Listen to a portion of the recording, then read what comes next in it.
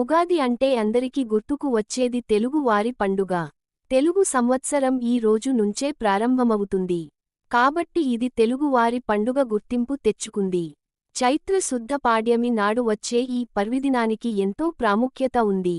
ఈ నూతన సంవత్సరంలో రాశిఫలాలు, గ్రహస్థితులు ఎలా ఉన్నాయో తెలుసుకొని గ్రహశాంతులు లాంటివి జరిపించుకొని సుఖంగా ఉండేందుకు పంచాంగ శ్రవణాన్ని చేస్తారు.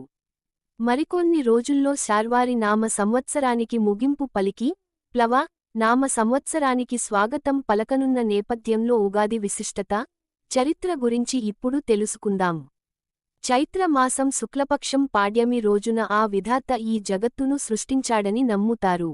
సోమకుడు వేదాలను తస్కరించిన కారణంగా మత్సావతారం ధరించిన విష్ణువు అతడిని సంహరించి వాటిని తిరిగి బ్రహ్మదేవుడికి అప్పగించిన సందర్భంగా ఉగాది ఆచరణలోకి వచ్చిందని పురాణ ప్రతీతి. చైత్ర శుద్ధ పాడ్యమి రోజున సూర్యోదయ వేళలో బ్రహ్మదేవుడు సృష్టిని సృష్టించాడని అంటారు.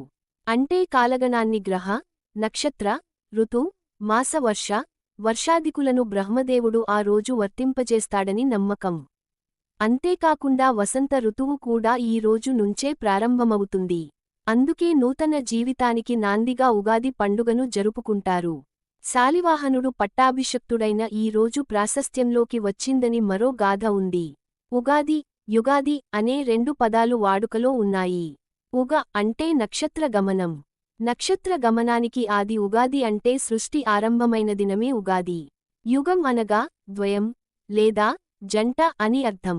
ఉత్తరాయణ, దక్షిణాయన ద్వయ సంయుతం యుగం కాగా ఆ యుగానికి ఆది యుగాదిగా మారింది.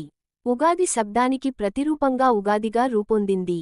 తెలుగువారే కాకుండా మరాఠీలు కూడా ఈ రోజు గుడిపడ్వా గా, తమిళులు పుత్తాండు అనే పేరుతో, మలయాళీలు విషు అనే పేరుతో, సిక్కులు వైశాఖి గా, బెంగాలీలు పోయిలా బైసాక్ గా జరుపుకుంటారు.